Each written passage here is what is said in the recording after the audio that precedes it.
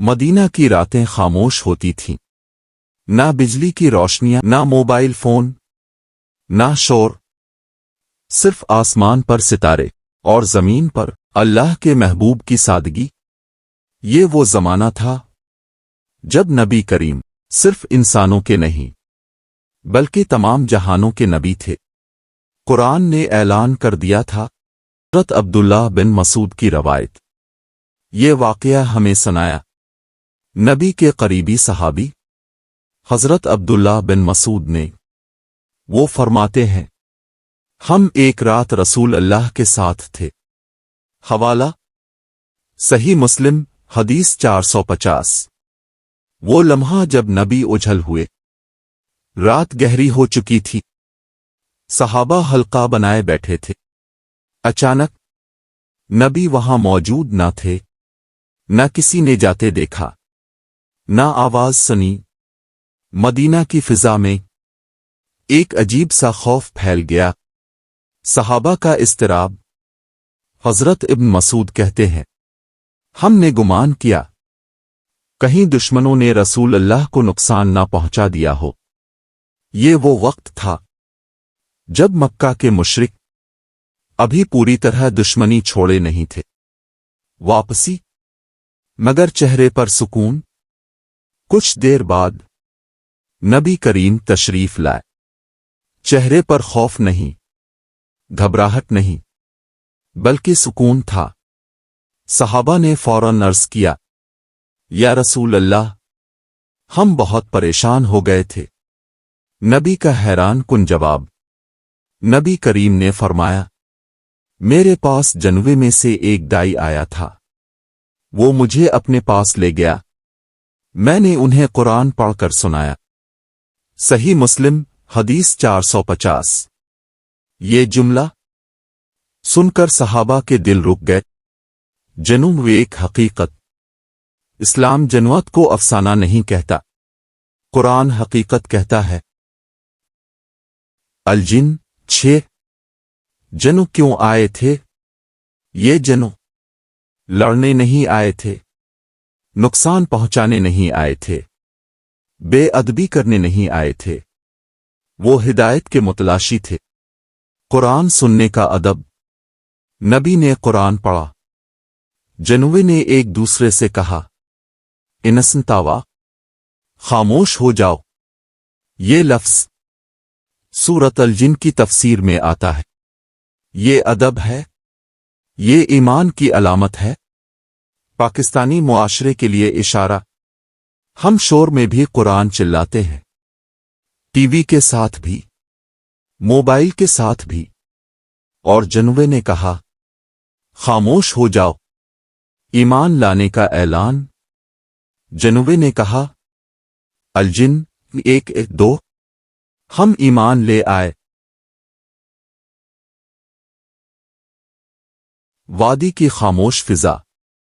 حضرت عبداللہ بن مسعود بیان کرتے ہیں، نبی کریم ہمیں ایک ایسی جگہ لے گئے جہاں زمین ہموار نہ تھی، ریت اور پتھروں کی آمیزش تھی، رات گہری تھی، ہوا میں خاموشی تھی، لیکن فضا میں ایک عجیب سنجیدگی تھی۔ یہ عام رات نہیں تھی، یہ ہدایت کی رات تھی۔ جنوے کی جماعت نبی کے سامنے جنوے کی ایک جماعت موجود تھی، نہ وہ ہمیں نظر آتے تھے، نہ ہم ان کی شکل پہچان سکتے تھے، لیکن نبی انہیں دیکھ بھی رہے تھے اور ان سے بات بھی کر رہے تھے۔ یہ اس بات کی دلیل ہے کہ نبی کو اللہ نے وہ علم دیا جو عام انسان کو نہیں۔ جنوے کا پہلا سوال۔ ایمان لانے کے بعد جنوے نے نبی سے عرض کیا، یا رسول اللہ، ہم بھی اللہ کی مخلوق ہیں، ہم بھی بھوکے ہوتے ہیں، ہمارا کھانا کیا ہے؟ یہ سوال سن کر انسان حیران رہ جاتا ہے۔ جنوں جو طاقتور ہیں، جو تیز رفتار ہیں، وہ بھی رزق کے محتاج ہیں۔ حدیث کا اصل مفہوم۔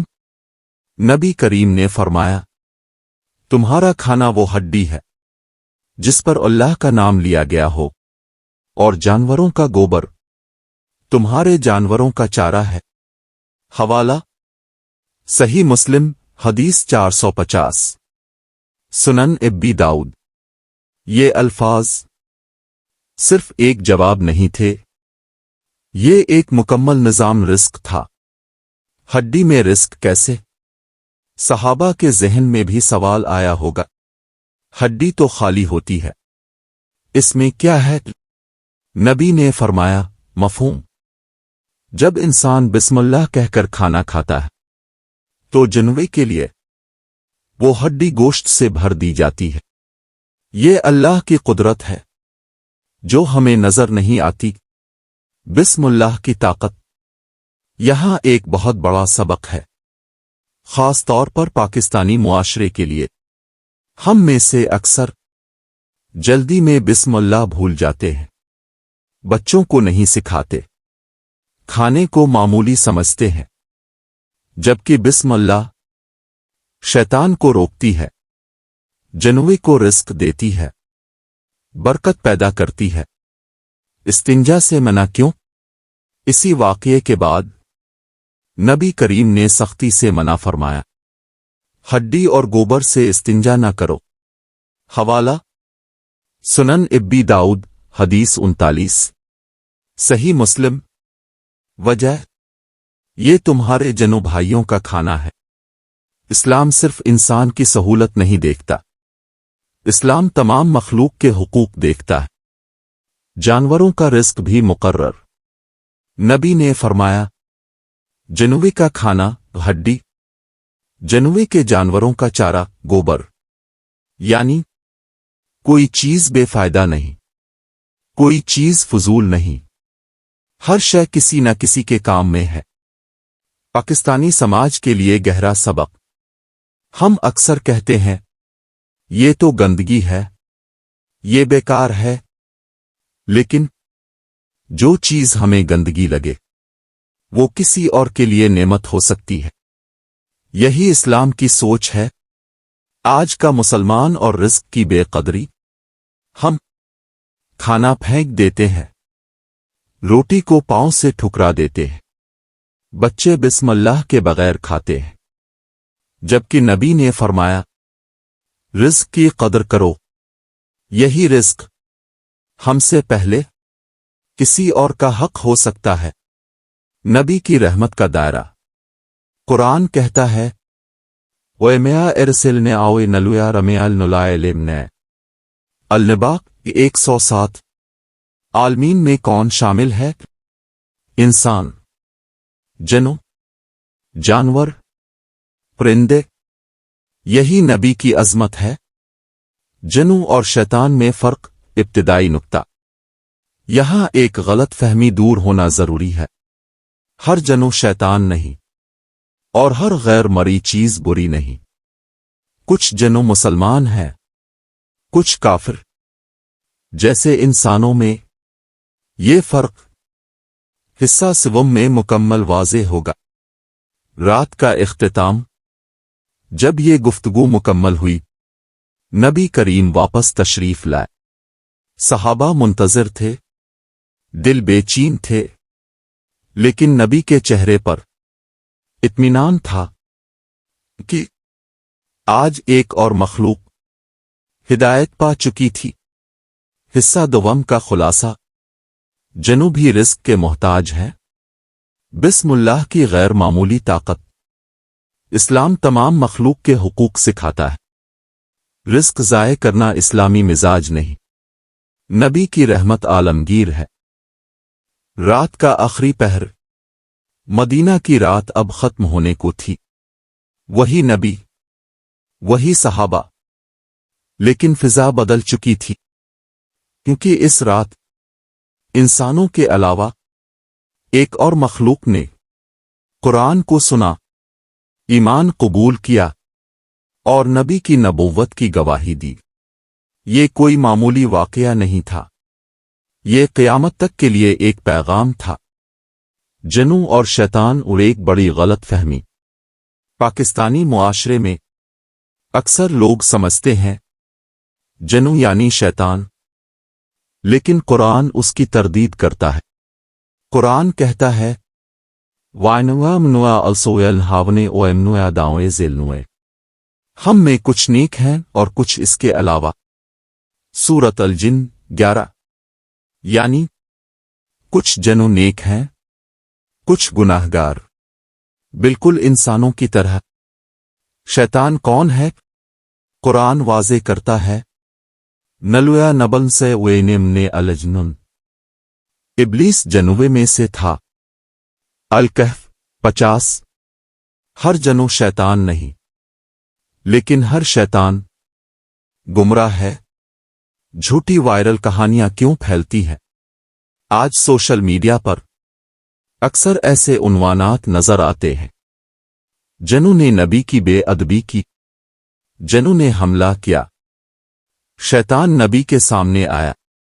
یہ سب قرآن کے خلاف، حدیث کے خلاف، ایمان کے خلاف، نبی کی شان اللہ خود محفوظ فرماتا ہے۔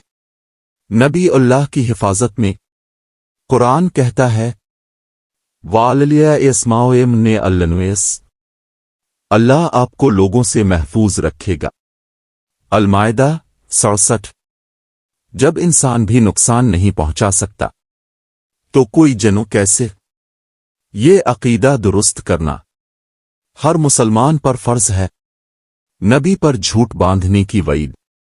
نبی کریم نے فرمایا میں نے اویزیب اویلوے موات مندالف فیلیتے بے اوے میں قائدیا نے النویار، جس نے مجھ پر جان بوجھ کر جھوٹ بولا وہ اپنا ٹھکانہ جہنم میں بنا لے۔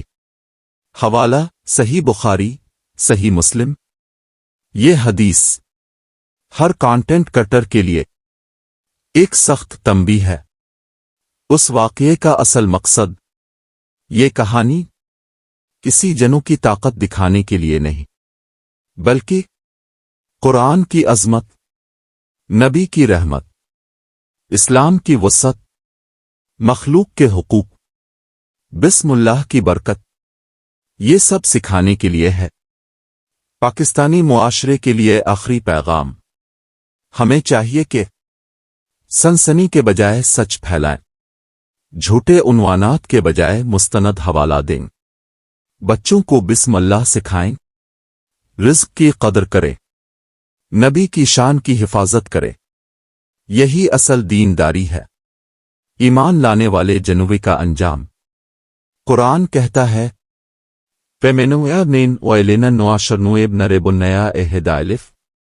ہم ایمان لے آئے اور کسی کو شریک نہیں ٹھہرائیں گے۔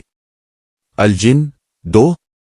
وہ جنو واپس اپنی قوم میں گئے، تبلیغ کی، ہدایت کا ذریعہ بنے، جیسے انسان کرتے ہیں۔ نبی کی شان آخری منظر۔ نبی کریم خاموشی سے واپس تشریف لائے، صحابہ منتظر تھے، دلوں میں سوال تھے، لیکن نبی کے چہرے پر رحمت کی روشنی تھی کہ آج ایک اور مخلوق اللہ کی بندگی میں داخل ہو چکی تھی۔ مکمل کہانی کا خلاصہ، فائنل مورل، نبی انسانوں اور جنوبی کے رسول ہیں، جنو بھی ایمان اور عمل کے مکلف ہیں۔ بسم اللہ صرف لفظ نہیں، نظام ہے۔ اسلام ہر مخلوق کے حقوق سکھاتا ہے۔ نبی کی شان میں جھوٹ بولنا حرام ہے۔ سچ ہی سب سے بڑا معجزہ ہے۔ مدینہ کی رات اب اختتام کو پہنچی تھی۔ نبی اور صحابہ اپنی جگہ موجود تھے، لیکن فضا بدل چکی تھی۔ اس رات کچھ خاص ہوا۔ ایک اور مخلوق جنوں نے ایمان قبول کیا اور نبی کی نبوت کی حقیقت کو پہچانا۔ یہ کوئی معمولی واقعہ نہیں تھا، بلکہ ایک سبق تھا کہ رحمت ہر مخلوق تک پہنچتی ہے۔ جن اور شیطان کا فرق۔ اکثر لوگ سمجھتے ہیں کہ ہر جنو شیطان ہے، لیکن حقیقت یہ ہے کہ جنو بھی انسانوں کی طرح ہے، کچھ نیک ہیں، کچھ برے۔ شیطان صرف ایک مخصوص جنو تھا جس نے اللہ کی اطاعت سے انکار کیا۔ یعنی ہر غیر مرئی چیز اجن و برا نہیں، یہ صرف ایمان اور عمل پر منحصر ہے۔ جھوٹی کہانیاں اور خطرہ۔ آج کل سوشل میڈیا پر کئی جھوٹی کہانیاں پھیلائی جاتی ہیں جنہوں نے نبی کو نقصان پہنچایا، شیطان نے حملہ کیا۔ یہ کہانی کسی جنوں کی طاقت دکھانے کے لیے نہیں، بلکہ سکھانے کے لیے ہے کہ قرآن اور ایمان کی قدر کریں، نبی کی رحمت اور شان کو سمجھیں، ہر مخلوق کے حقوق کا خیال رکھیں، بسم اللہ اور رزق کی اہمیت کو سمجھیں۔ یہی اصل سبق ہے۔ پاکستانی معاشرے کے لیے پیغام۔ ہمیں چاہیے کہ سنسنی نہیں بلکہ حقیقت پھیلائیں، بچوں کو ایمان اور احترام سکھائیں، رزق کو ضائع نہ کریں، اس کی قدر کریں، نبی کی شان میں کسی بھی طرح کی بے ادبی نہ کریں۔ یہی اسلام کی اصل تعلیم ہے۔ جنوں کی ہدایت۔ ایمان لانے والے جنوں اپنی قوم میں واپس گئے اور تبلیغ کی، انہوں نے دوسروں کو بھی سچائی اور اللہ کی ہدایت کی طرف بلایا، جیسے انسان کرتے ہیں۔ نبی کی شان۔ آخری منظر، نبی خاموشی سے واپس تشریف لائے، چہرے پر سکون اور رحمت کی روشنی تھی۔ صحابہ منتظر تھے، دل بے چین تھے، لیکن نبی کے چہرے پر اطمینان تھا، کیونکہ آج ایک اور مخلوق اللہ کی بندگی میں داخل ہو چکی تھی۔